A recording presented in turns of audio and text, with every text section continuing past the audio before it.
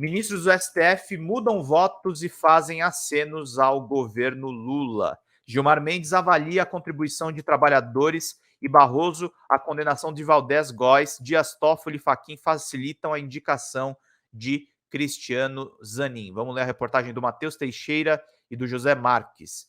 Ministros do Supremo Tribunal Federal mudaram de posição e deram decisões recentes interpretadas nos bastidores como tentativas de se aproximar e de manter boa relação com o governo Lula. Obrigado, Bernadette, oportunista, não precisei ver os preços caírem para ver que Bolsonaro não valia nada. Negacionista, escândalo do MEC, 51 imóveis, todos os demais crimes, e ele só viu isso agora? Oportunismo puro. Exatamente, Bernadette, concordo com você. Esses bolsonaristas aí, eles não merecem tanto crédito, mas a gente se diverte um pouco vendo isso sim, né? Após 4 anos de duros embates com o ex-presidente Jair Bolsonaro e de ter sido um dos principais alvos dos ataques golpistas do dia 8 de janeiro, a corte viveu um primeiro semestre de gestão petista em clima de harmonia e com acenos recíprocos. Uma das primeiras agendas de Lula após a eleição foi uma visita ao Supremo, onde ele se reuniu com os integrantes do tribunal no gabinete do presidente, a ministra Rosa Weber. Olha lá a reunião que aconteceu. Foto aí do Carlos Moura, do Supremo. Olha o Stuckert ali no fundo, bem bacana, e a Glaze também. Em um julgamento com impacto direto em um dos principais pilares de sustentação do PT, o ministro Gilmar Mendes alterou um voto dado anteriormente para defender o recolhimento da contribuição assistencial de trabalhadores não sindicalizados. Em 2017, o tribunal decidiu pela inconstitucionalidade desse tipo de contribuição, que é instituída por acordo ou convenção coletiva. Eu fiz um vídeo sobre, não sei se você mostrou, Pedrão. Vou mostrar, acho que hoje é de tarde, Carlito. Agora de manhã eu mostrei do Bem-vindo Siqueira, mas vou mostrar à tarde. Acho que eu vou fazer uma live a mais hoje, vou fazer mais 2. Então a gente vai ver muita coisa bacana hoje.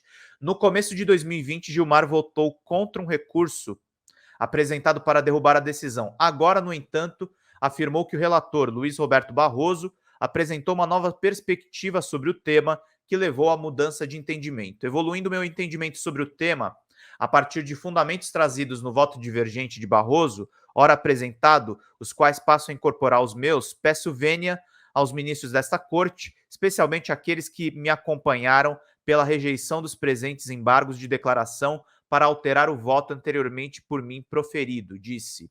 A análise foi interrompida por um pedido de vista, mais tempo para examinar o caso do ministro Alexandre de Moraes, com placar de 3-0 para liberar a cobrança. Caso a tese tenha a maioria, os sindicatos terão um incremento de receita e se fortalecerão. Barroso, por sua vez, mudou de posição em relação a um integrante do primeiro escalão de Lula. Trata-se do ministro do Desenvolvimento Regional, Valdez Góes, que apresentou um recurso para anular a condenação em 2019 no STJ por peculato. O magistrado votou inicialmente contra o pedido de anulação do caso, depois, entretanto, recuou e se posicionou para beneficiar o aliado de Lula. O caso analisado pela primeira turma da corte, em junho, diz respeito à acusação de que Góes, que era governador do Amapá, desviou verba destinada ao pagamento de empréstimos consignados de servidores estaduais para usar o dinheiro em outras despesas do governo. O ministro chegou a ser absolvido em primeira instância, mas o Ministério Público recorreu e depois de voltar a ser governador, o caso subiu para o STJ, que o condenou. Quando começaram a analisar o recurso, Barroso e o então ministro Marco Aurélio votaram para rejeitá-lo. Moraes então pediu vista. Na retomada do julgamento, Barroso mudou o entendimento e acompanhou Moraes para absolver Góes. Ele afirmou que alterou o voto para respeitar a jurisprudência fixada pelo plenário, que decidiu, em caso similar, que não há peculato em situações que não se identifica o dolo. Portanto, eu estou aqui me rendendo ao princípio da colegialidade. Até porque, verdade seja dita, quando votei pela condenação, não o fiz com coração leve, disse Barroso na sessão. Os caras também são... É explícito o judiciário às vezes, né, gente? Faltam 34 contribuições, gente, 75 likes. Vamos erguendo essa live que é muito necessária para a gente se manter muito bem informado, meus queridos e minhas queridas. Precisamos da ajuda de vocês para manter aqui os nossos trabalhos. Virem membros também do canal, que é muito importante para a gente manter aqui o nosso trabalho. Barroso diz que votou inicialmente pela condenação porque, embora o ex-governador não tenha utilizado dinheiro desviado para enriquecimento pessoal, ele entendia que as teses firmadas pelo Supremo devem ser universalizáveis e que não se podia desviar recursos do consignado, mesmo que para outras finalidades públicas.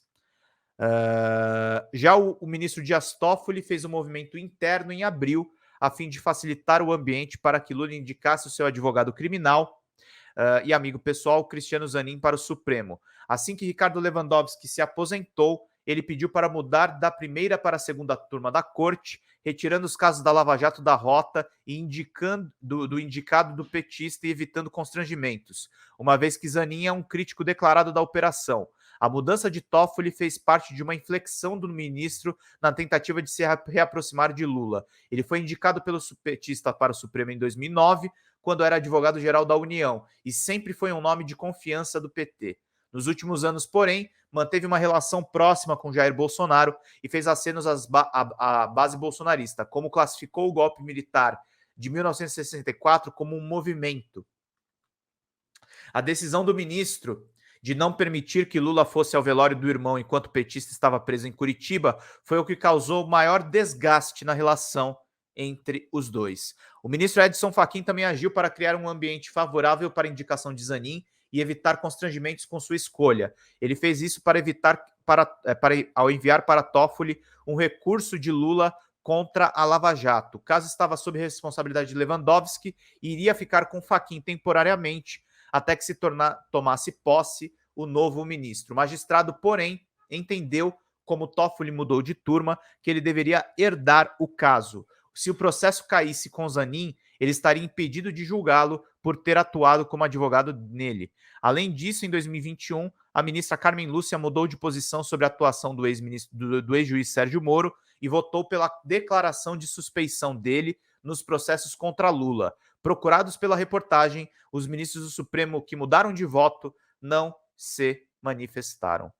Boa reportagem da Folha de São Paulo e boas informações que a gente traz aí para vocês